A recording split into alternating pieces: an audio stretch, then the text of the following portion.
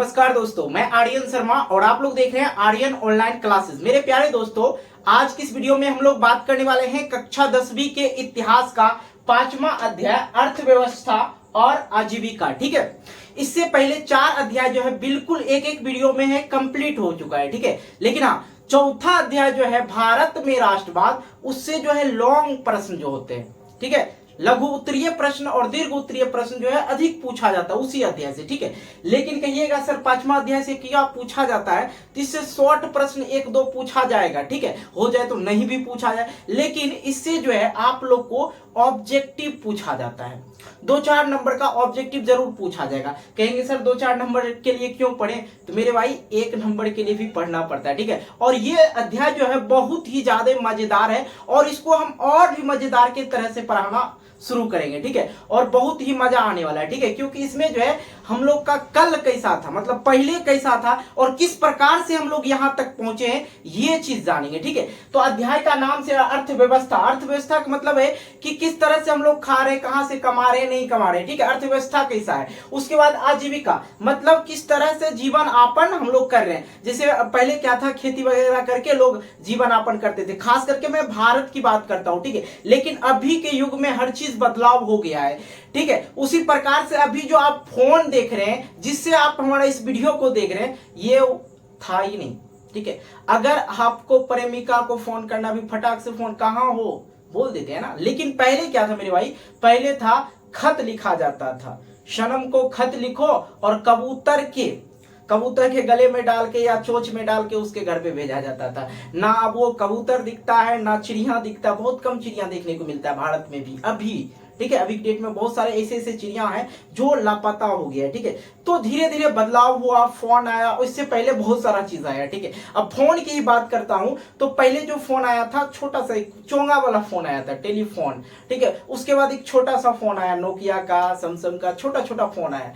तो हम लोग को लगा कि नहीं ये चलो ठीक है, चलेगा। ठीक है, लेकिन उसके बाद हमने देखा कुछ ना रंगीन फोन आने लगा। पहले क्या था, सादा फोन था, उसके बाद रंगीन फोन आने लगा। अब तो भैया वीडियो कॉलिंग चलता है। ठीक है, तो धीरे धीरे बदलाव होते गया। लेकिन इस चीज को जो है, तकनीक को कौन लाया, क्या भारत में ऐसी सुविधा हुई या किसी और दूसरे देश ने इस सुविधा को लाया, तो इस चीज के बारे में हम लोग जानेंगे। लेकिन ऐसा तो बिल्कुल ही नहीं है कि भारत में सबसे पहले ये सारा चीज आया। आधुनिकीकरण, जो मशीन वगैरह हर चीज देख रहे हैं आज की डेट में, हर फैक्ट्री जो खुला हुआ है, बहुत सारे ऐसे फैक्ट्री है जहां पे बड़े बड़े मशीन है। पहले जो खेत में जो काम करते थे आदमी, अपने कुदाल से 10 बीघा का है ना, वो कुदाले से कोर के उसमें अन्न बोते थे। लेकिन अभी ट्रैक्टर चलाते हैं, एक बार में 1 घंटा में 1 बीघा जोता उता जाता है, बो देते हैं उसमें बीज। लेकिन उस समय की बात ही कुछ और थी और किसान बहुत ज्यादा मेहनत करते थे। हर चीज में हस्त निर्मित होता था। हस्त निर्मित का अर्थात मतलब हाथ से निर्माण करना पड़ता था। अभी जो है पंखा चला देते हैं, एसी वाला फील लेते हैं, लेकिन पहले का वो पंखा था कुछ लेके हाँ करें। ठीक है, तो आइए अध्याय 5 में हम लोग देखेंगे अर्थव्यवस्था और आजीविका। सबसे पहले ये समझ लीजिए औद्योगिकरण का शुरुआत कहां से हुआ।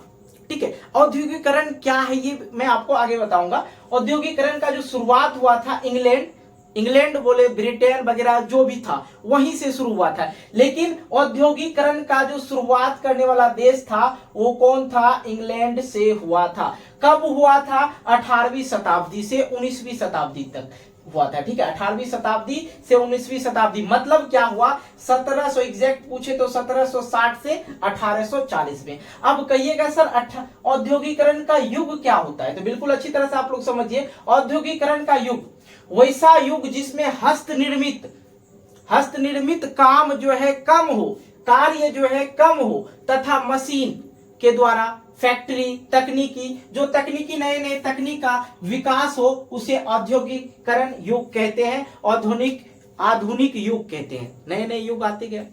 तो औद्योगिकरण युग किसको कहेंगे, हाथ से कम काम होने वाला और मशीन और फैक्ट्रियों के द्वारा काम होने वाला चीज को औद्योगिकरण कहेंगे। ठीक है, ये चीज क्लियर हो गया। सबसे पहले उसके बाद इसका बहुत बड़ा विस्तार है, जानेंगे आगे और बहुत मजा आने वाला है। ठीक है, टेंशन मत लेना, चैप्टर यूं ही खत्म हो जाएगा, पता नहीं चलेगा। सबसे पहले जो है क्या आया, कपड़ा मिल कहाँ आया था, बंबई में। ठीक है, इसके बारे में आगे हम चर्चा करेंगे। ठीक है, सबसे पहले कपड़ा फैक्ट्री आया था जिसे सूती कपड़ा फैक्ट्री कहा जाता था। ठीक है, आदि औद्योगिकरण युग किसको कहेंगे, इसको बिल्कुल गौर से समझना। जो पहले का युग था जिसमें हस्त निर्मित काम होते थे, हाथों के द्वारा काम किया जाता था, पैदल जाना मेरे भाई, लंदन कौन जगह है भाई, पटना जाना आपको, पटना पैदल जाओ, अब 4 दिन। अब कोई मर भी जाता था उस समय तो खत लिखता था, तब तक में क्रियाक्रम हो जाता, तब जानकारी होता था अरे भाई मर गया। लेकिन अब क्या इतना टेक्नोलॉजी बढ़ गया, फोन किया अरे भाई ये मर गया, हो जाता है ना काम, टेंशन मत लेना। तो आदि औद्योगिकरण, पहले के युग को आदि औद्योगिकरण कह रहे हैं, अभी को आधुनिक युग कहते हैं। ठीक है, आधुनिक युग डेवलप होते जा रहा है। ठीक है, देखिए आदि औद्योगिकरण युग से पहले के युग को ही क्या कहते हैं, औद्योगिकरण, आदि औद्योगिकरण युग कहते हैं। बिल्कुल क्लियर हो गया। अब देखिए क्या हो रहा था पहले, बिल्कुल अच्छी तरह समझना, जनसंख्या में काफी वृद्धि हो रही थी। अब देखिए हाथ से काम करेंगे मेरे प्यारे भाई, सोचना कि एक किसान, एक घर के किसान कितना 10 कट्ठा 15 कट्ठा कोड़ के अन्न उगा सकते हैं, या कोई भी काम काहे ना हो, वो हाथ से बहुत स्लो होता था।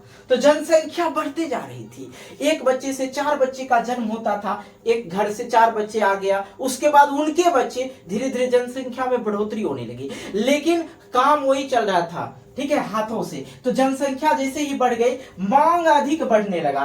क्या हो गया, मांग अधिक बढ़ने लगा। तो औद्योगिकरण को लाने के लिए सबसे पहले क्या किया, वो गांव के ही आदमी का सबसे बड़ा हाथ होता है हर चीज में। ठीक है, तो शहर का जो व्यापारी था, कोई भी काम करने के लिए वो शहर के व्यापारी कहाँ आते थे, गांव की ओर आते थे। और गांव के लोग जो था गरीब था, बेरोजगार भी था, तो वो क्या करते थे, दिन भर काम गांव खेत में कर लेते थे, और रात को शहर वाले जो काम देते थे, विनाई का, साड़ी सीने का, साड़ी में जो फॉल्स वगैरह लगता है वो वाला काम, बहुत सारे ऐसे काम थे जो गांव के लोग रात में काम करते थे। उसके बाद यहाँ पे देखिए बाड़ाबंदी व्यवस्था। बाड़ाबंदी व्यवस्था में क्या था, देखिए जो अमीर आदमी होता है हमेशा गरीब आदमी को दबाते हैं। ठीक है, अमीर आदमी को कोई फर्क नहीं पड़ता मेरे भाई, लॉकडाउन लगा था, कोरोना आया था, लेकिन अमीर आदमी का कुछ नहीं हुआ। मरा कौन, भूखे प्यासे मरे कौन, गरीब आदमी मरे थे। तो बाड़ाबंदी व्यवस्था में कुछ ऐसा ही था, जो वहां के जमींदार थे, छोटे छोटे जो जमीन में किसान अपना काम करके जीवन यापन करते थे, उसको वो क्या कर लेते थे, खरीद कर एक बड़ा जमीन बनाते थे, और उसमें जबरन किसानों से क्या करवाते थे, काम करवाते थे कि भैया तुम इसमें काम करो। ठीक है, अब मजबूरी में क्या करेंगे, काम करेंगे। तो औद्योगिकरण जब से आया तो धीरे धीरे आदमी को लगा नहीं भाई, अब जो है हम लोग का जीवन जो है कुछ ना कुछ सुधरने वाला है। पहले पैदल जाते जाते इंसान थक जाते थे, लेकिन हाँ बड़ा मजबूत होते थे पहले का आदमी। देखिएगा अभी एक वो बूढ़ा पुरानिया होगा ना, 100 साल 125 साल जीता है, लेकिन अब जो है 60 साल में टिकट कट जाता है इंसान का। समझ में आ रही बात। अब हम लोग देखेंगे औद्योगिकरण का कारण क्या था, ये बिल्कुल अच्छी तरह से हम लोग समझने की कोशिश करेंगे। ठीक है, तो इसको आप लोग पहले क्या कीजिए, एक स्क्रीनशॉट ले लीजिए, ताकि नोट्स बनाने में आप लोग को और भी मजा आए। ठीक है, तो देखिए हम बगल हट जाते हैं, आप स्क्रीनशॉट ले लीजिए। ठीक है, आई होप आप लोग स्क्रीनशॉट ले लिए होंगे। अब हम लोग जो है नेक्स्ट टॉपिक देखेंगे, और औद्योगिकरण के कारण क्या था। ठीक है, ओके, आइए अब हम लोग जो है समझ लेते हैं औद्योगिकरण के कारण। ठीक है, अब आप लोग कॉपी में हेडिंग देंगे कि औद्योगिकरण के कारण क्या क्या थे। ठीक है, बिल्कुल अच्छी तरह समझिएगा।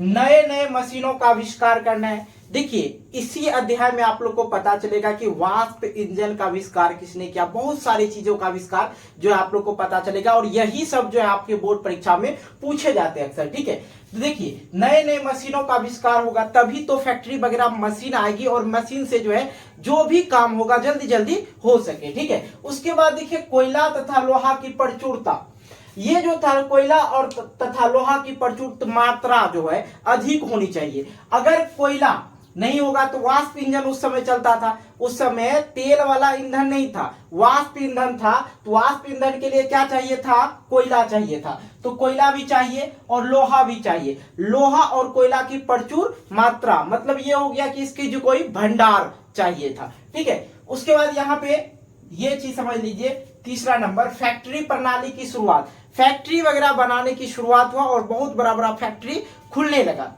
उसके बाद है कि सस्ते श्रम की उपलब्धता, इसका मतलब ये हुआ कि सस्ता मजदूर, श्रम मीन्स क्या होता है, मजदूर होता है, ठीक है। और वहां पे जो किसान था, गरीब गुड़िया आदमी जो भी था, वो तो सस्ता था ही भाई, उनको दे दो जितना वो काम कर लेते थे। उन जो फैक्ट्री वगैरह लगाने वाले थे उनको तो और अच्छा हो गया भाई, सस्ता श्रमिक मिल रहा है, मजदूर मिल रहा है, टेंशन किस बात की है। यातायात की सुविधा, अब फैक्ट्री बनी है तो यातायात, गाड़ी वगैरह जाने के लिए कुछ ना कुछ तो चाहिए, तो यातायात की सुविधा मतलब रास्ते का सुविधा हो गया, ठीक है। अधिशेष कृषि उत्पादन, बहुत जो थे, बहुत ऐसे चीजें कारखाने में अभी भी जो है कच्चे माल जो लाया जाता है वो कहाँ से आते, कृषि से आते। हम लोग जो अभी कॉटन वगैरह का जो भी चीज पहने वो कहाँ से बनता है, सूती वगैरह का जो भी कपड़ा पहने वो खेत से ही आता। लगभग जो कपड़े की जो क्वालिटी होती, चाहे वो ऊन का है, भेड़ का जो है रुआ काट काट के, बाल काट काट के ऊन का आविष्कार होता है, या आविष्कार क्या बोलिए बनता है, ठीक है। जो हम लोग स्वेटर वगैरह, ओसवाल वगैरह का जो पहनते, एक नंबर स्वेटर होता है, ठीक है। तो अधिशेष कृषि उत्पादन भी हो जाता था, ये भी फैक्ट्री का कुछ ना कुछ भाग था। और विशाल, ये चीज समझ लीजिए, विशाल औपनिवेशिक स्थिति। अब ये क्या चीज है, इसको हम डिटेल से समझेंगे, ठीक है, टेंशन नहीं लेना है। अब अभी आपको क्या मैंने समझाया, औद्योगिकरण के जो कारण थे, क्या क्या कारण थे, उस कारण को निपटा करके ही कारखाना खोला जा सकता था, बड़ा बड़ा फैक्ट्री खोला जा सकता था। क्योंकि भैया जब तक नहीं कोयला तथा लोहा आएगा, कोयला आएगा तो वाष्प इंजन चालू होगा, लोहा आएगा तो बड़ा बड़ा इंजन बनेगा, ठीक है, उसकी तो उसको वो तो चाहिए ही चाहिए। ब्रिटेन में जो था कोयला और लोहा का भंडार था ब्रिटेन में, ठीक है। और वाष्प इंजन की मैं बात करूं तो वो मैं आपको आगे बताता हूं कब आविष्कार हुआ, नहीं हुआ, पहले ये समझ लीजिए, ठीक है। तो यहाँ पे फैक्ट्री प्रणाली समझिए, बिल्कुल अच्छी तरह समझिए, फैक्ट्री प्रणाली, ठीक है। इस प्रणाली के अंतर्गत वृहद पैमाने पर जो है, वृहद मतलब बहुत, ठीक है, वृहद पैमाने पर वस्तुओं का उत्पादन मशीनों के द्वारा कारखानों में होता है, ठीक है। ये फैक्ट्री प्रणाली क्या है कि इस प्रणाली के अंतर्गत वृहद पैमाने पर वस्तुओं का उत्पादन जो है फैक्ट्री में होता है, कारखानों में होता है, और नए नए मशीनों का आविष्कार हुआ उसी समय, ठीक है। पूंजी निवेश हुआ, सस्ते श्रमिक की उपलब्धता हुई, ठीक है। फैक्ट्री प्रणाली के विकास के मुख्य कारण ये थे। अब फैक्ट्री वगैरह कहीं भी डालिएगा, आपके पास लोहा नहीं रहेगा तो मशीन नहीं बना पाइएगा। और उस समय जो था बना हुआ नहीं था, कोई भी चीज बना हुआ नहीं था उस समय। क्या था, देखिए, आटा चक्की का मशीन नहीं था, मैंने पहले भी बहुत सारी चीज बताया आप लोग को, जो चीज नहीं था। आटा चक्की का मशीन कैसे बनेगा, चाहेंगे ईटा जोड़ के बनाने के लिए तो नहीं बनेगा। पत्थर से क्या करते थे माँ बहन, अक्सर इस तरह के गोल पत्थर लगा देते थे और यहाँ पे एक डंडा लगा देते थे, ठीक है, और एक नीचे गोल पत्थर रहता था। अभी भी बहुत सारे आदमी के घर में होगा, जिसके घर में होगा कमेंट करना।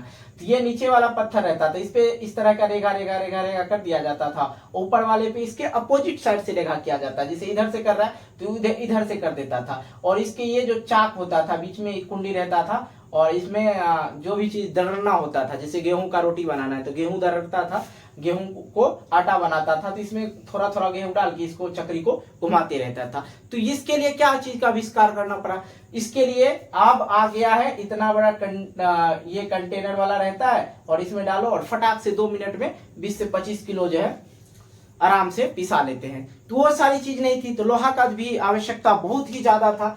तो यहाँ पे आप लोग को पूर्णपेन समझना, फैक्ट्री प्रणाली जो था, इस प्रणाली के अंतर पर वस्तुओं का जो है उत्पादन मशीनों के द्वारा कारखानों में होता था, ठीक है। अब मशीनों का आविष्कार होगा, पहले कुछ आविष्कार हुआ, पहले जैसे छोटका फोन का हुआ, फिर बड़े बड़े फोन का आविष्कार होने लगा। तो पहले तो छोटा ही होता है ना, वो थोड़ा सा डिफिकल्ट होता है लेकिन होता है। तो नए नए मशीनों का आविष्कार होने लगा, पूंजी निवेश होने लगा। इससे जो है जो कंपनियां आई थी वो कंपनियों को पूंजी निवेश हो गया, पूंजीपति वाले हो गए, बहुत पैसा कमाते थे, साथ में उसे सस्ते श्रमिक जो मिल रहे थे, मजदूर जो मिल रहे थे। इसी उपलब्धता को क्या कहते हैं, फैक्ट्री प्रणाली कहते हैं, ठीक है। यही सब मुख्य कारण था फैक्ट्री प्रणाली में। अब यहां पे ये समझ लीजिए उपनिवेशवाद, ठीक है, उपनिवेशवाद, ठीक है, ये चीज समझ लीजिए।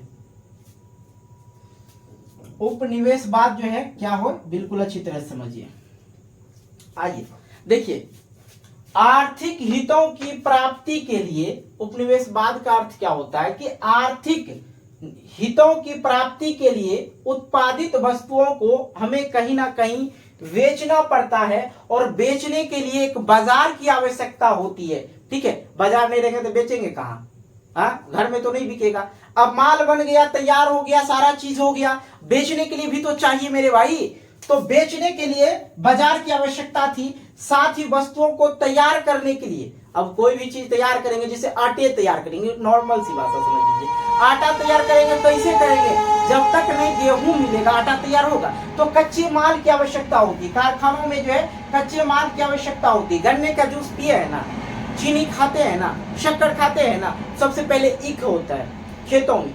ईख की कटाई, जैसे कुछ भाषा में बोला जाता है केतारी, ठीक है, कटाई करके मशीन में ले जाके उसे क्या करते हैं, पीस के रस निकाल लेते हैं, जूस निकालते हैं, उसके बाद चीनी और क्या कहते हैं, शक्कर बनाया जाता है। ठीक है, तो कच्चा माल की आवश्यकता होती थी। इन दोनों ही आवश्यकताओं को पूरी करने के लिए यूरोप के लोगों को बहुत ही ज्यादा क्या करना पड़ा, दंड भेद मापना पड़ा भैया। उसी दंड भेद मापने को क्या कहते हैं, उपनिवेशवाद कहते हैं। तो वो जो है यूरोप के लोग दूसरे देश में पैर फैलाने लगे। ठीक है, और फैलाने के लिए मजबूर कर दिया भैया, जब तक नहीं कच्चा माल लेगा कैसे क्या करेंगे। ठीक है, तो ब्रिटेन में जो था, याद रखना, ब्रिटेन में जो था कोयला तथा लोहे की भंडार था। ठीक है, ब्रिटेन में क्या था, कोयले तथा लोहे का भंडार था। 1769, ठीक है, 1769 ईस्वी में वाष्प इंजन, ठीक है, वाष्प इंजन का आविष्कार हुआ था। याद रखना है, वाष्प इंजन का। ठीक है, ये चीज याद रखना। और किसने किया था, किसने किया था भाई, जेम्स वाट। ठीक है, तो ये सारी चीज होने के बाद मशीनों का आविष्कार अधिक बढ़ गया। तो अभी जो मैं आपको बताऊंगा सूत काटने वाला मशीन, सूत फ्रेम मशीन के बारे में, और कब आविष्कार हुआ, कैसे आविष्कार किया और किसने आविष्कार किया, ये बताएंगे। ठीक है, तो ये आप लोग बिल्कुल अच्छी तरह से समझ गए होंगे। आई होप आप लोग इसका स्क्रीनशॉट एक निकाल लीजिए, स्क्रीनशॉट निकालिएगा तो मजा आएगा फेयर कॉपी वगैरह बनाने में। ठीक है, एक एक पॉइंट को हम लोग बिल्कुल अच्छी तरह से कवर करेंगे और बहुत ही ज्यादा मजा आएगा। ठीक है, तो ये आप स्क्रीनशॉट ले लिए। चलिए हम लोग आगे देख लेते हैं, वाष्प इंजन का आविष्कार और सारे जो ईंधन का आविष्कार हुआ और सारे कैसे हुआ, ठीक है, और किसने किया, बिल्कुल अच्छी तरह समझेंगे। ओके, तो आइए अब हम आप लोग को बताते हैं कौन सा ईस्वी में किसने क्या चीज का आविष्कार किया। और ये सारे पॉइंट जो है आप लोग याद रखिएगा, इतना अगर आप लोग देख लीजिएगा तो आप लोग का 1-2 नंबर आ सकता है, ऑब्जेक्टिव वाले में पूछे ही जाते हैं, 100% पूछा जाएगा। ठीक है, तो 1769 ईस्वी में मैंने अभी आप लोग को जस्ट बताया है। ठीक है, 1769 ईस्वी में जेम्स वाट ने वाष्प इंजन, क्या, वाष्प इंजन का आविष्कार किया। वाष्प से, और कोयला डाल दिया जाता था, उससे वाष्प बनता था तो इंजन चलता था। ठीक है, उस समय जो था ये वाला तेल डीजल वाला ईंधन नहीं था। ठीक है, फिर 1769 ईस्वी में ही वाल्टन निवासी, वाल्टन जगह का नाम था, वाल्टन निवासी रिचर्ड, ठीक है, आर्कराइट, रिचर्ड आर्कराइट शिपनिंग फ्रेम, सूत काटने वाला मशीन। ठीक है, तो ये जो शिपनिंग फ्रेम बनाया था सूत काटने वाला, इससे एक एक सूत कटते जाता था। धागा होता है ना, वो एक कटता था, फिर एक कटता था, फिर एक कटता था। ठीक है, देखिए 1769 ईस्वी में वाल्टन निवासी रिचर्ड आर्कराइट शिपनिंग फ्रेम का आविष्कार किया था, जिसे सूत काटने वाला मशीन कहता है। ठीक है, लेकिन इससे जो है मन नहीं भरा, बोला भैया एक गो काटेगा बहुत देरी लगेगा, थोड़ा सा डेवलप किया 1770 ईस्वी में।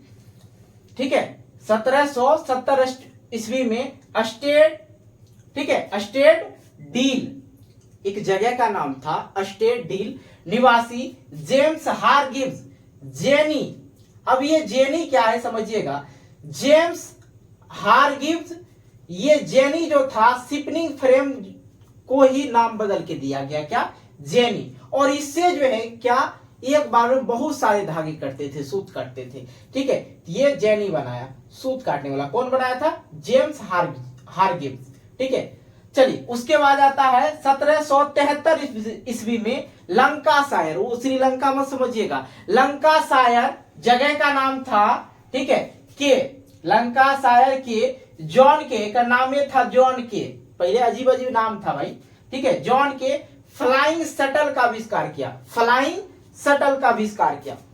फिर उसके बाद आता है 1785 ईस्वी में एडमंड कार्टराइट, ठीक है, एडमंड कार्टराइट ने वाष्प से चलने वाला पावर लूम का आविष्कार किया।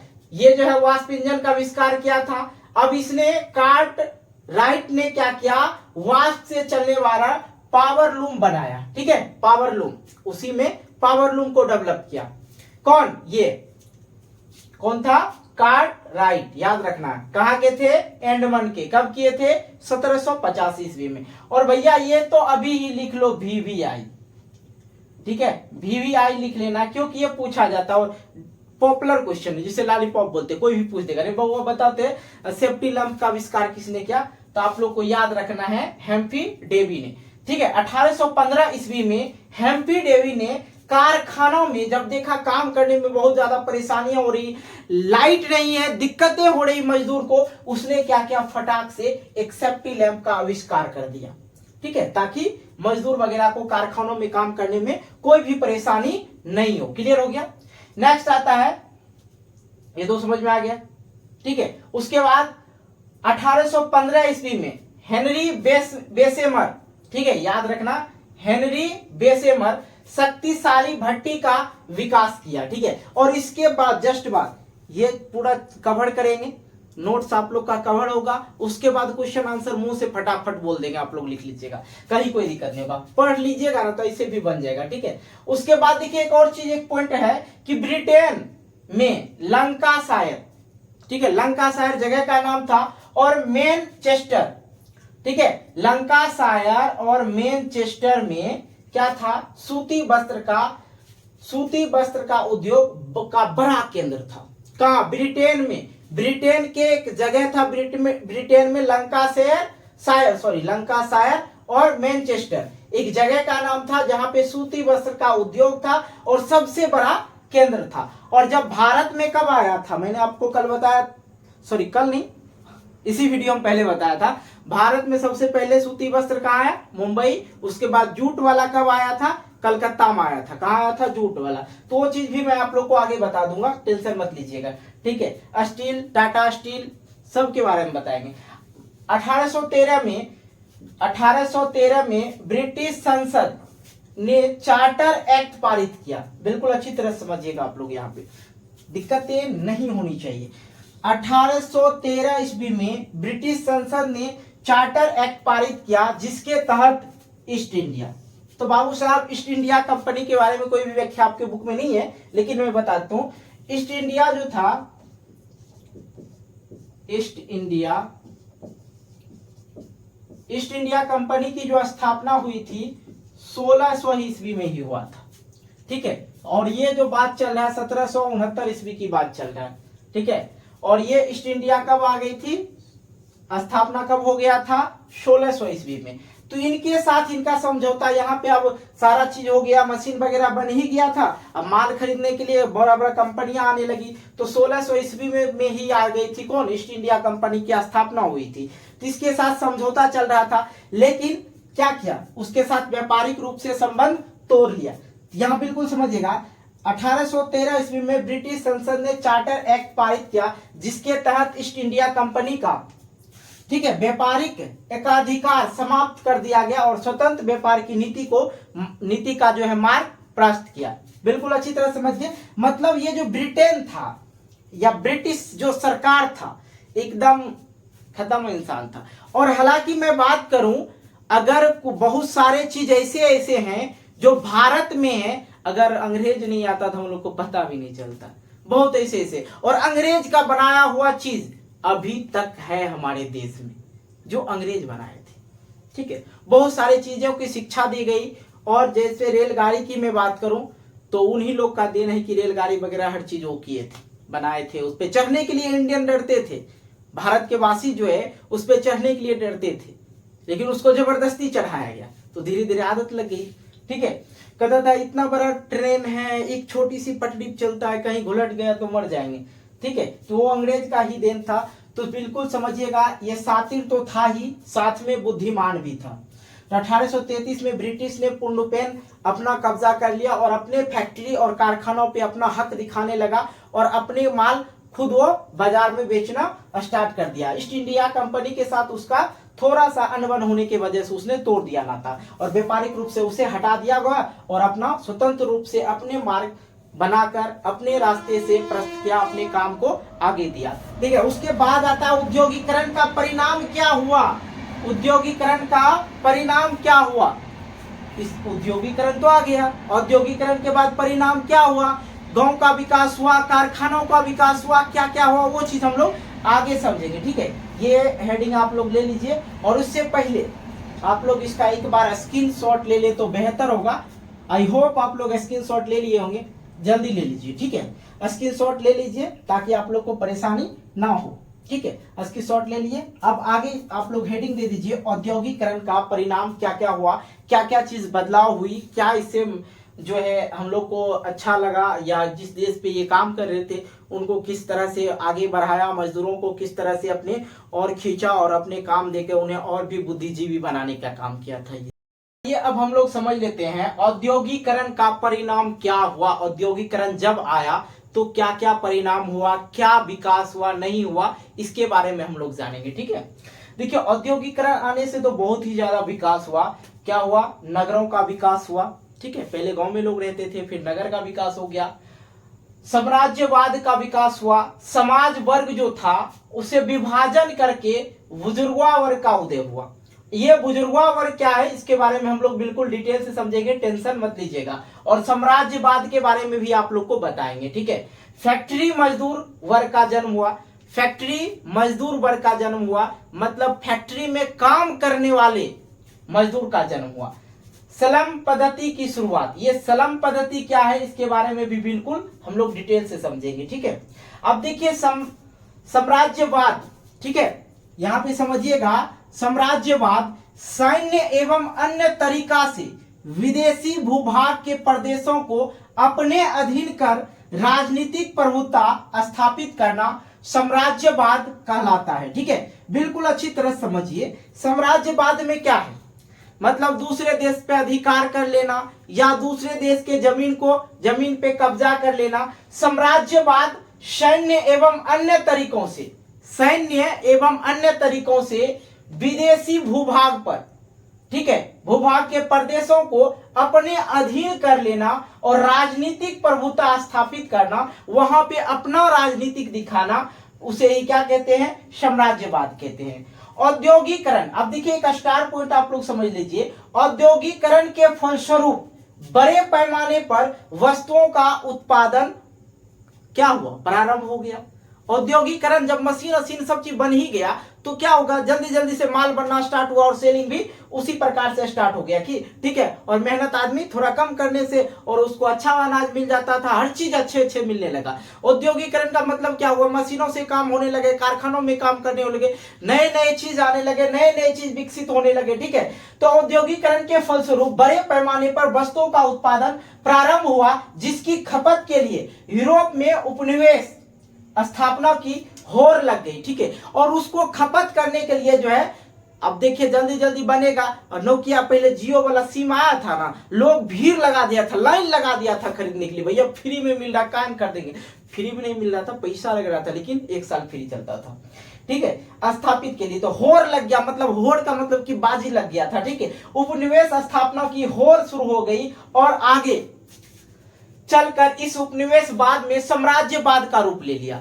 यही उपनिवेशवाद जो है आगे साम्राज्यवाद का अधीन ले लिया। मतलब अब मान लिया जाए कोई भी चीज, यहाँ बिहार में कोई चीज फेमस चीज बन गया, ठीक है, मान लीजिए कुछ नहीं तो लिट्टी फेमस हो गया, ठीक है, सपोर्ट आप लोग मानना है बस, आप लोग को लिट्टी फेमस हो गया, धीरे धीरे क्या करेगा, यही लिट्टी चला जाएगा झारखंड में, झारखंड से चला जाएगा यूपी में, यूपी से चला गया दिल्ली में। ये उपनिवेशवाद, साम्राज्यवाद हो गया। बिल्कुल समझ रहे हैं क्या है साम्राज्यवाद? मैंने अभी आपको जस्ट बताया, सैन्य एवं अन्य तरीकों से विदेशी भूभाग पे, मतलब दूसरे देशों पे, दूसरे राज्यों पर क्या अपना अधीन कर राजनीतिक प्रभुता स्थापित करना साम्राज्यवाद कहलाता है। ठीक है, अब लिट्टी चोखा मत लिख दीजिएगा एग्जाम में, ठीक है, आपको समझाने के लिए बताया। तो मैंने इसके पहले आप लोग को बताया था बुजुर्गा वर्ग के बारे में समझाएंगे। तो बुजुर्गा वर्ग क्या है, बिल्कुल अच्छी तरह समझिएगा। ठीक है, औद्योगिकरण के परिणाम स्वरूप, औद्योगिकरण जब हुआ, लोग विकसित हो गए, लोगों के मन में बुद्धि आ गई और वो राजनीति करना स्टार्ट कर दिया, बहुत सारी चीजें आने लगी। जब धीरे धीरे क्या, पहले बहुत सारा चीज, लैपटॉप वगैरह थोड़े था ना, मोबाइल वगैरह थोड़े ना था, धीरे धीरे आया और भी आदमी सोचना ऊंचा सोचने लगा। ठीक है, और अभी भी सोचते जा रहा है, अभी भी आसमान पे जाने के लिए लोग सोच रहा है, चांद पे जाने के लिए सोच रहा है। चांद पे जमीन भी खरीद लिया था सुशांत सिंह राजपूत, जिसकी मौत हो गई, और एक अभिनेता थे। ठीक है, तो वहां पे भी घर बनाने के लिए सोचे हैं इंसान। ठीक है, तो ये अपनी अपनी चीजें हैं। औद्योगिकरण के परिणाम स्वरूप मध्य वर्गीय बुजुर्गा वर्ग का उत्पत्ति हुआ। यह वर्ग जो था आधुनिक वर्ग था। आधुनिक मतलब समझते हैं मेरे भाई, आधुनिक जो अभी का युग है, पहले वाला वर्ड आदि औद्योगिकरण वाला युग। ठीक है, आदि औद्योगिकरण या आदि औद्योगिक, सॉरी आधुनिक युग। ठीक है, जो आधुनिक युग से पहले जो था। ठीक है, तो औद्योगिकरण के परिणाम स्वरूप मध्य वर्ग बुजुर्गा वर्ग का उत्पत्ति हुआ, और यह वर्ग जो था बुजुर्गा वर्ग, ये आधुनिक शिक्षा प्राप्त था। इसे आधुनिक शिक्षा प्राप्त थी, जो टेक्नोलॉजी होता है, मतलब आगे की जो नॉलेज होता है वो ज्ञान प्राप्त था। ठीक है, सारी चीजें जिसने आगे चलकर, पढ़ा लिखा आदमी क्या करता है, लाठी भाला से नहीं लड़ता है, वो आंदोलन करता है। जिसने आगे चलकर देश के राष्ट्रीय आंदोलन में महत्वपूर्ण भूमिका निभाई। ठीक है, और ये मैंने आप लोग को बताया था यहाँ पे सलम पद्धति की शुरुआत, जो बिल्कुल समझ लीजिए कि एक पॉइंट को समझाएंगे मेरे भाई। आप लोग टेंशन ही ना लो, ये क्या कहते हैं हिस्ट्री पढ़ने में बोर्ड लगते हैं, लेकिन टेंशन मतलब बिल्कुल आसान है मेरे भाई, बस सीखते चलना है। सलम पद्धति। तो औद्योगिकरण के फलस्वरूप औद्योगिक मजदूर जो थे, ठीक है, मजदूर वर्ग का उदय हुआ था। ठीक है, उद्योग में काम करने वाले मजदूर का क्या उदय हुआ था, जानकार हो गया, उसके बच्चे भी काम करने लगे। यह मजदूर शहर में छोटे छोटे घरों में निवास करने के लिए बाध्य था। वहां पे छोटे छोटे शहर जो था, वहां पे छोटे छोटे घरों में वो रहने के लिए बाध्य था, मतलब वहां पे नहीं रहने देता था, जहां कोई बुनियादी सुविधा उपलब्ध नहीं था। ये बात समझ में आ रहा है, छोटे छोटे घर में रहने के लिए दिया जाता था वहां पे, और सारे काम भी नहीं होता था। ठीक है, ये सारी चीज, बुनियादी सुविधा उपलब्ध नहीं थी, वहां पे कोई भी सुविधा उपलब्ध नहीं थी। तो बिल्कुल आप लोग जो है ये सारी चीजें समझ गए होंगे। आई होप आप लोग इसका स्क्रीनशॉट निकाल लीजिए, और स्क्रीनशॉट निकालिएगा ना, फेयर कॉपी बनाने में मजा आएगा, कहीं कोई दिक्कत ये नहीं होगा। ठीक है, तो आप लोग स्क्रीनशॉट ले लीजिए, और इसके बाद मैं आपको बताऊंगा भारत में फैक्ट्रियों की स्थापना। ठीक है, और बहुत जल्द खत्म हो जाएगा, टेंशन मत लेना, एक ही वीडियो में खत्म करने वाले हैं। ठीक है, तो जल्दी से इसका आप लोग नोट्स बनाते चलिएगा। ठीक है, आगे हेडिंग देंगे क्या, भारत में फैक्ट्रियों की स्थापना। अब हम लोग समझ लेते हैं भारत में फैक्ट्रियों की स्थापना और कौन आए थे भारत में फैक्ट्री डालने के लिए। बिल्कुल आप लोग को अच्छी तरह से जानकारी देंगे। ठीक है, देखिए 1907 ईस्वी में जमशेदजी टाटा ने झारखंड के सकांची नामक स्थान पर Tata and iron steel company की जो है स्थापना किया था। जमशेदजी जो थे, जमशेदजी टाटा उसका नाम ही था। एक ऐसे भारतीय थे जिसने भारत के उद्योग में अपनी सूझबूझ की थी। ठीक है, बहुत अच्छी तरह से उसने भारत में फैक्ट्रियां की स्थापना कर रही थी। 1910 ईस्वी में उन्होंने क्या किया, Tata hydro electric power station की स्थापना किए थे। स्वतंत्रता प्राप्ति के पश्चात लौह उद्योग में काफी प्रगति पर उन्होंने 1955 ईस्वी में भिलाई जहां राउरकेला, भिलाई, राउरकेला और दुर्गापुर में इस्पात कारखानों की खोलने की सहमति किससे लिया? अब दूसरे देश से सहमति लेना पड़ता था, ठीक है। अब कोई भी आप बड़ा काम कर रहे हो, आपको कच्चा माल चाहिए, कुछ ना कुछ फैक्ट्री में ऐसी चीज लगती है जो दूसरे देश में बनती है, अपने देश में नहीं बनती, तो वहां से मंगाया जाता था। क्लियर हो गया? आप लोग समझ गए। तो दुर्गापुर में इस्पात उद्योग खोलने के लिए सहमति रूस, पश्चिम जर्मनी और ब्रिटेन के समझौता के आधार पर ली गई। अभी मैं बात करूं, भारत में जो है टोटल 7 स्टील प्लांट है, ठीक है। टोटल 7 स्टील प्लांट है, याद रखना है, ठीक है। पहला हो गया Indian iron and steel company, जो हीरापुर में पड़ता है। कहां पड़ता है? हीरापुर में। Tata iron and steel company कहां पड़ता है? जमशेदपुर में। तीसरा जो था Visvesvaraya iron and steel company, Bhadravati, Karnataka में, ठीक है। और चौथा जो था राउरकेला स्टील प्लांट, कहां पड़ता था? राउरकेला में। जगह का नाम है राउरकेला, ठीक है। टेंशन मत लेना, आपको सातों का साथ आप लोग को याद रखना है, ठीक है, क्योंकि एग्जाम वगैरह में पूछ दिया जाता है। पांचवा जो है भिलाई स्टील प्लांट, भिलाई में पड़ता है। दुर्गापुर स्टील प्लांट, दुर्गापुर में पड़ता है। बोकारो स्टील प्लांट, बोकारो में पड़ता है, ठीक है। भारत की मैं अगर बात करूं, देखिए ये जमशेद जी जो थे बहुत अच्छे इंसान थे, इसने बहुत बड़ा काम किया भारत में फैक्ट्रियां लाके, ठीक है। पहले जो था फैक्ट्रियां जो थी कहां था? इंग्लैंड में था, यूरोप में था। पहला विश्व युद्ध हुआ था तो वहां की जो माल वगैरह बना हुआ था यूरोप वगैरह में, तो वहां पे माल बना हुआ था लेकिन बिक्री वगैरह नहीं हो रहा था। तो उसने क्या किया, ब्रिटिश सरकार ने भारत के साथ समझौता किया कि भैया माल ले लो, हमको कच्चा माल दे दो। कौन बोला? ब्रिटिश सरकार। तो बोला ठीक है, अगर तुम माल देने के लिए तैयार है तो कोई बात नहीं, ठीक है। सबसे बड़ा चीज देखिए, मैंने आपको क्या बताया कि भारत में सर्वप्रथम सूती कपड़ा मिल जो है बंबई में डाली गई। आखिरकार बंबई में क्यों डाली गई?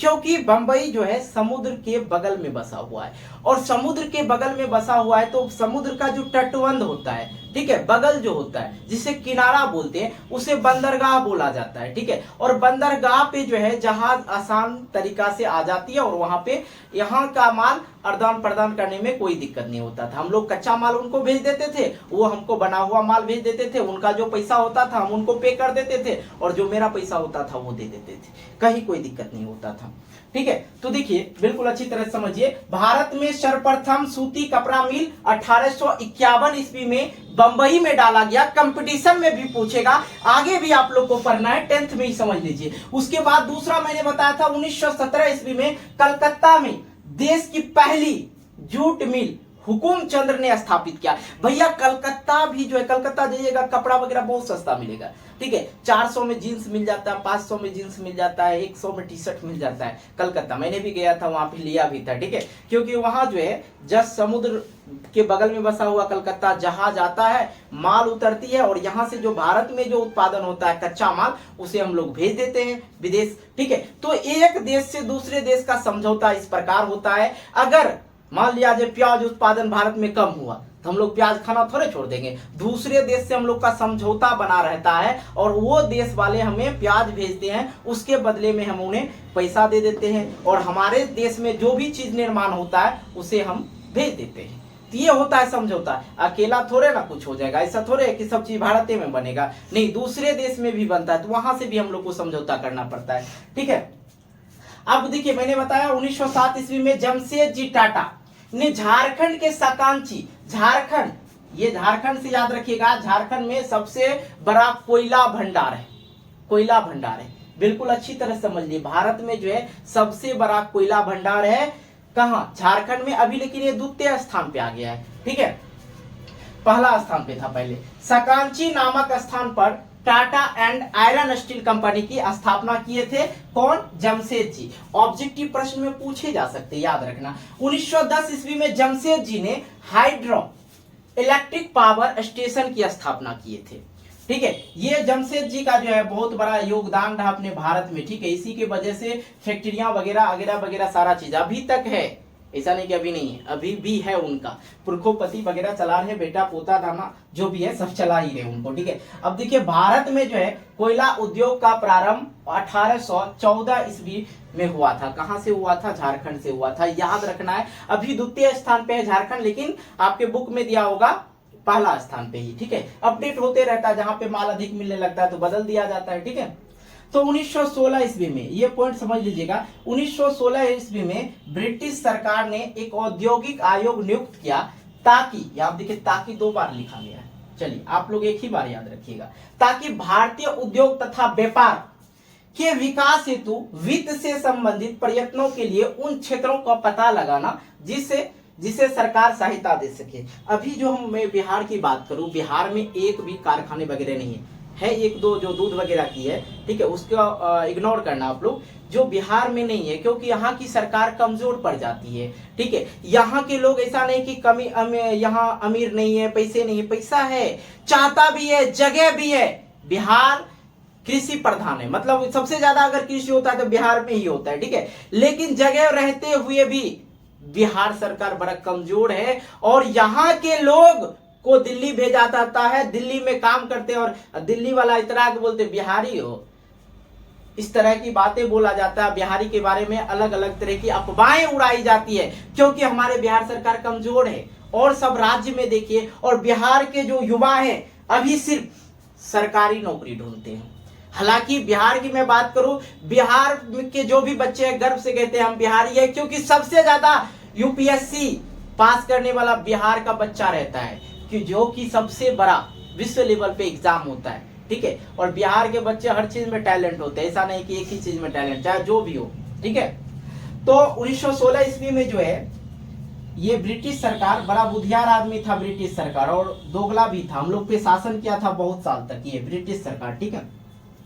तो ब्रिटिश सरकार ने औद्योगिक, यहाँ पे अब माल तो बन रहा था, ये सोचा अगर हम दूसरे देश निर्यात ना करें, दूसरे देश को ना दे, तो हम अपने माल बना के क्या करेंगे, तो दूसरे देश में बेचना स्टार्ट कर दिया। तो उसने क्या किया, भारत के वित्त से संबंधित प्रयत्नों को उसने देखा और वहां के सरकार से पूछा कि भैया आपके जगह में ऐसा कौन सा राज्य है जहां पे हम अपनी माल और कारखाने खोल सकते हैं। तो बोला ठीक है, हम इसकी पता दे सकते हैं, और साथ में सरकार को भी बोला साथ देंगे, ठीक है। तो ये चीजें थी। और उसके बाद आ जाइए यहाँ पे 1921 की कहानी समझिए। 1921 में सरकार ने राजस्व आयोग नियुक्त किया और इब्राहिम रहीमतुल्लाह, याद रखना मेरे भाई, रहीमतुल्लाह के आयोग को प्रधान बनाया गया, ठीक है। क्या बनाया गया, प्रधान बनाया गया। अब देखिए सारी चीजें तो आप लोग समझ गए।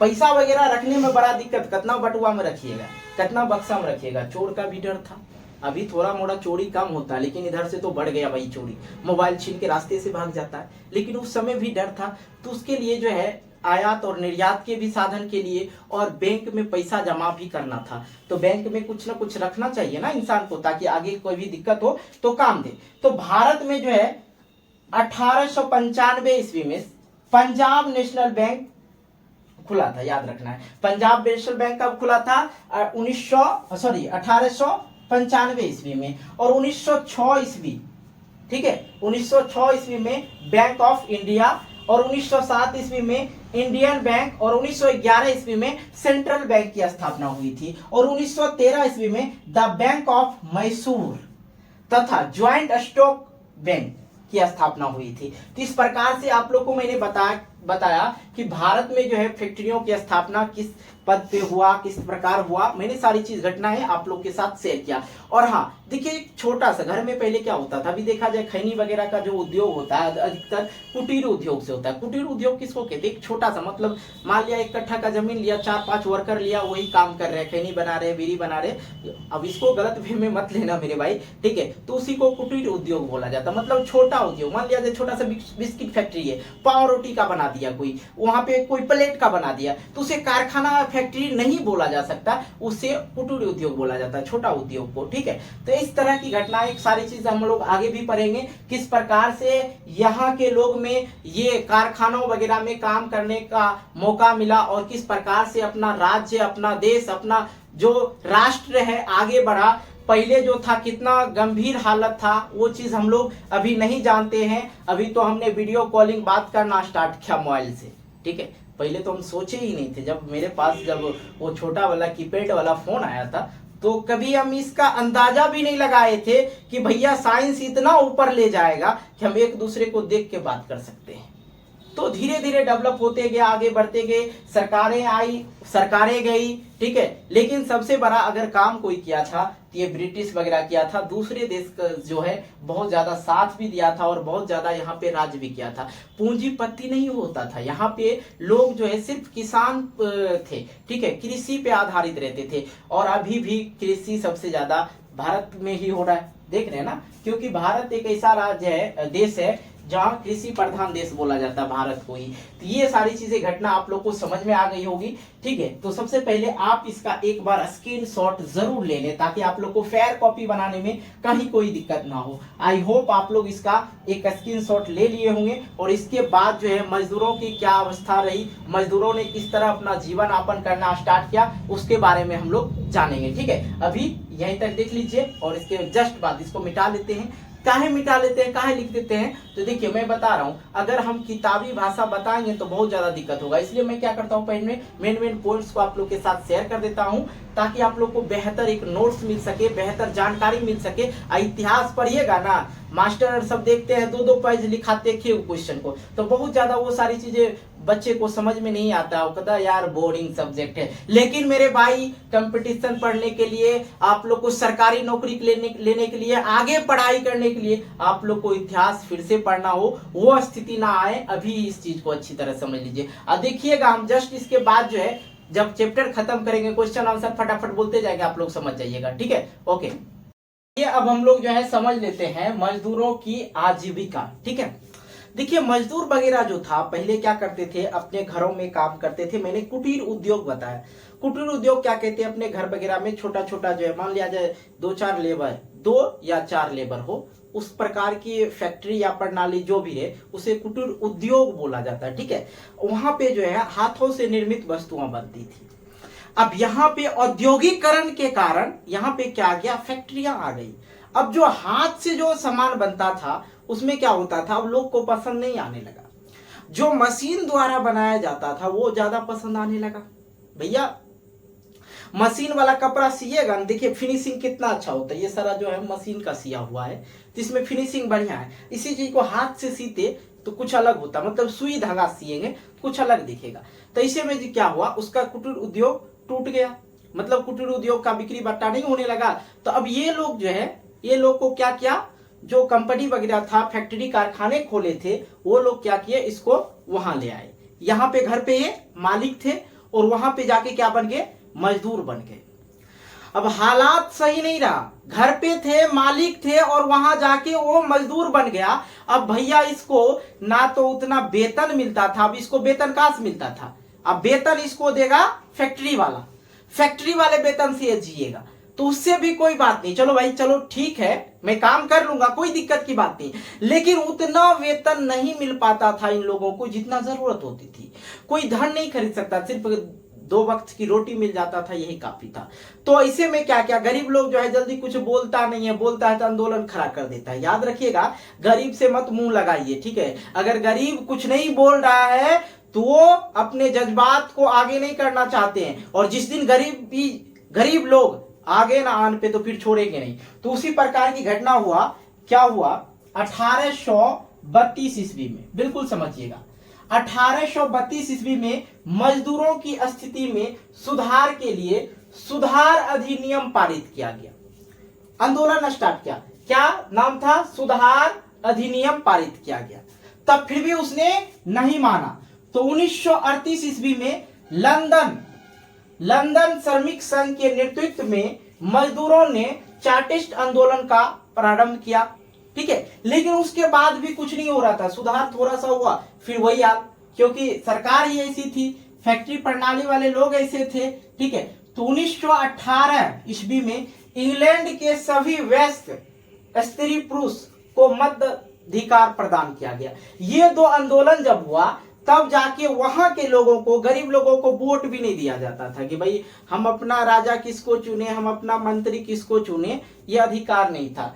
जब 1918 ईस्वी में इंग्लैंड के सभी वयस्क, 1918 ये दोनों आंदोलन होने के बाद 1938 में हुआ था और ये 1832 में हुआ था, तो इससे ये पहले हुआ था, ठीक है। तो देखिए यहाँ पे 1938 ईस्वी में लंदन श्रमिक संघ के नेतृत्व में मजदूरों ने चार्टिस्ट आंदोलन शुरू किया था। उससे पहले 1918 ईस्वी से जो पहले की घटना थी उसमें जो है मजदूर वगैरह को वोट देने का अधिकार नहीं था। तो 1918 ईस्वी में इसने इंग्लैंड के सभी वयस्क और स्त्री जो पुरुष थे सभी को मताधिकार प्राप्त हुआ।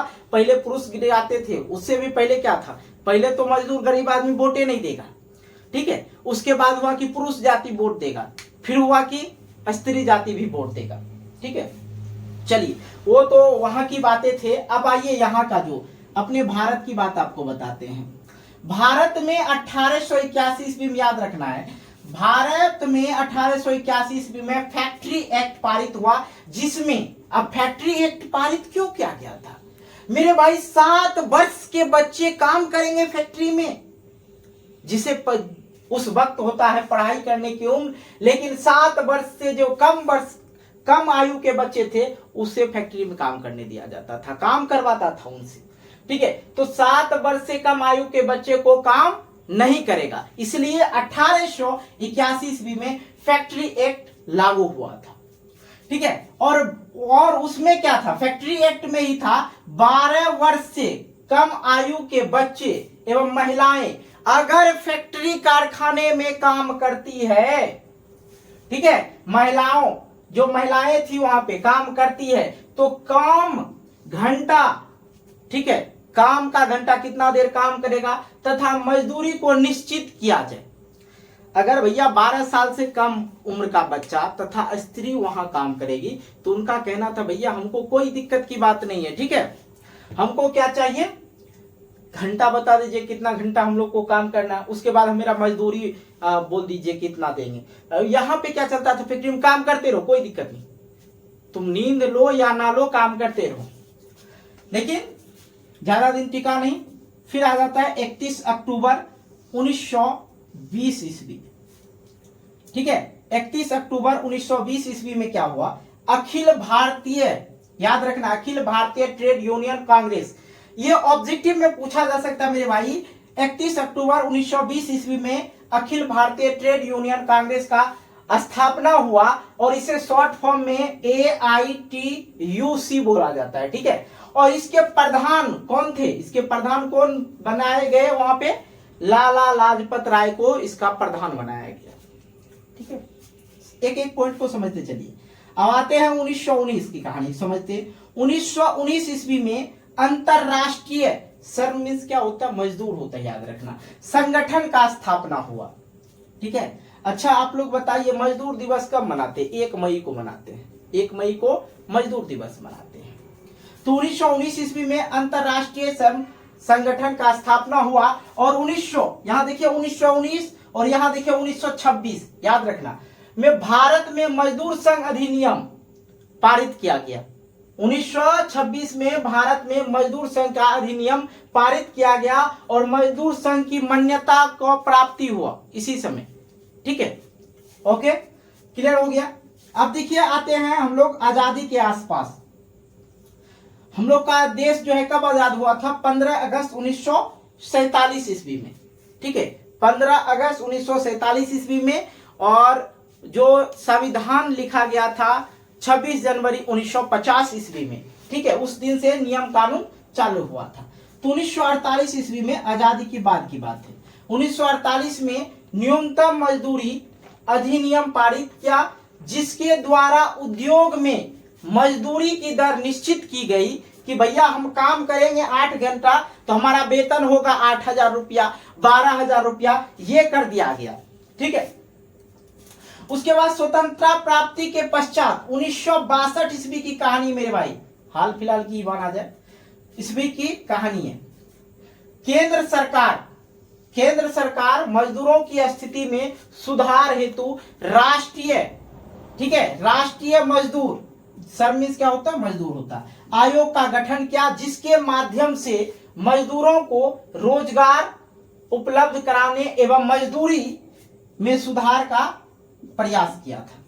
तो बिल्कुल आप लोग ये चीजें, सारी चीजें जो है बिल्कुल अच्छी तरह से समझ गए, कहीं कोई दिक्कत हुआ। अब बहुत सारे बच्चे कंफ्यूज हो गए, भैया कुटीर उद्योग, ताइए हम आपको थोड़ा सा उसके बारे में भी नॉलेज देते हैं। उसके बाद जस्ट बाद वीडियो से जाइएगा नहीं, क्योंकि आप लोग का जो भी किताब में क्वेश्चन है ना, बस 3 से 4 मिनट लेंगे, सारा का सारा क्वेश्चन डील कर देंगे अभी जस्ट, ठीक है।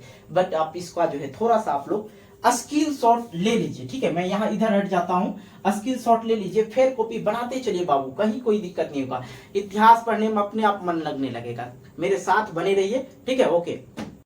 तो आइए अब हम लोग समझ लेते हैं कुटीर उद्योग का महत्व एवं उपयोगिता। देखिए, कुटीर उद्योग मैंने आप लोग को बार बार बता रहा, छोटा उद्योग को कुटीर उद्योग कहते हैं, जहां पे कम व्यक्ति मिलकर काम करे और ज्यादातर जो काम हो हस्त निर्मित हो, हाथों का काम हो, ठीक है। जैसे पंखा वगैरह देखते हैं अभी प्लास्टिक वाला जो गर्मी में हाँकते हैं, तो उसमें अब ज्यादा तो मशीन वगैरह का जरूरत नहीं, उसे ठोक ठोक के बना देता, काटी ठोक के, ठीक है। तो बहुत सारे ऐसे चीजें हैं जो कुटीर उद्योग से बनता है और कुटीर उद्योग का महत्व देना पड़ेगा, ठीक है। क्यों देना पड़ेगा ये समझते। देखिए, घरों में काम करने वाला कारीगर अपने हाथ से अथवा हाथ से चलाए जाने वाला यंत्र या मशीन के जो हाथ से चले, ठीक है, इंजन से ना चले, ईंधन से ना चले, ठीक है, द्वारा वस्तुओं का उत्पादन करते थे। और उत्पादन का यह दौर आदि औद्योगिकरण मतलब औद्योगिकरण से पहले कुटीर उद्योग के नाम से जाना जाता था, ठीक है। बिल्कुल, ये आदि औद्योगिकरण से पहले ये कुटीर उद्योग के नाम से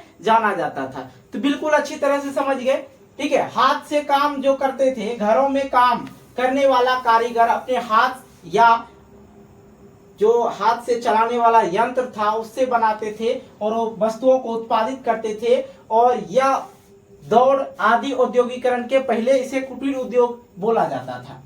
भारत का कुटीर उद्योग बहुत ही समृद्ध स्थिति में था।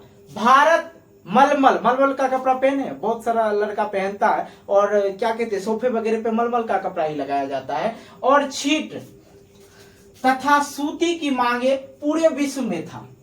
अब देखिए भैया, पूरे विश्व में था। अब खासकर जो ब्रिटेन था, ब्रिटेन में उच्च वर्ग के लोग जो था हाथों से बना हुआ चीज ज्यादा पहनना पसंद करता था। हाथों से बना वस्तु को ज्यादा ही वे लोग महत्व देते थे, ठीक है। आपको समझ में आ रहा है कुटीर उद्योग और उसके महत्व के बारे में आपको बता रहे हैं। भारत का कुटीर उद्योग न केवल स्थानीय आवश्यकताओं को पूर्ति करती थी, वो पूरे जगह के लिए पूर्ति करने के लिए तैयार था। कुटीर उद्योग एक छोटा उद्योग माल उपलब्ध कराते थे, बल्कि वे निर्मित वस्तुओं को निर्यात भी करते थे, ठीक है, कुटीर उद्योग के लोग।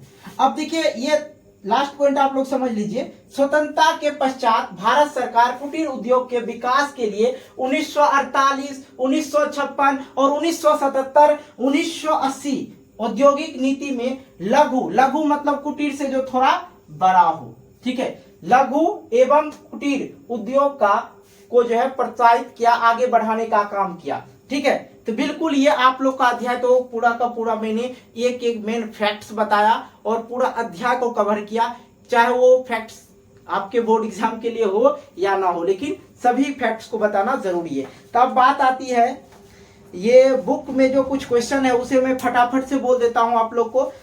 जो दिया है वस्तुनिष्ठ प्रश्न जो है, ऑब्जेक्टिव प्रश्न जो है, इसमें 10 दिया जाता है। तो सुनिए, सबसे पहले है शिपनिंग जेनी का आविष्कार कब हुआ था? VVI है, बहुत बार पूछा जा चुका है। ये आप लोग को ऑप्शन 4 ऑप्शन इसमें दिया गया है, हालांकि आप लोग देखना चाहे तो देख सकते हैं, ठीक है, ये वाला। तो देखिए, इसमें ख ऑप्शन है क्या है, हाँ, 1770 ईस्वी में। शिपनिंग जेनी का आविष्कार कब हुआ था? 1770 ईस्वी में। और सेफ्टी लैंप का आविष्कार किसने किया? हेम्पी डेवी ने। और कब किया था? 1815 ईस्वी में। बंबई में सर्वप्रथम सूती कपड़ों की मिल का स्थापना कब हुई थी? 1851 ईस्वी में। 1917 में भारत में पहली जूट मिल किस शहर में स्थापित हुआ था? याद होगा, कलकत्ता में, ठीक है। भारत में कोयला उद्योग का प्रारंभ कब हुआ? तो याद होगा 1814 ईस्वी में आप लोग को बताए थे। जमशेदजी टाटा ने Tata iron and steel company की स्थापना कब किया था? 1907 ईस्वी में। बहुत ही VVI है। भारत में Tata hydro electric power station कब हुआ? ये 1910 ईस्वी में, ठीक है। नेक्स्ट आते हैं, नेक्स्ट है यहाँ, इंग्लैंड में सभी स्त्री एवं पुरुष को वयस्क मताधिकार कब प्राप्त हुआ? मैंने अभी कुछ देर पहले बताया था, 1918 ईस्वी में।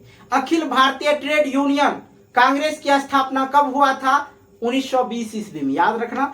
भारत के लिए पहला फैक्ट्री एक्ट कब पारित हुआ था? 1881 ईस्वी में। अब आता है फिल इन द ब्लैंक्स, रिक्त स्थानों को पूर्ति करें।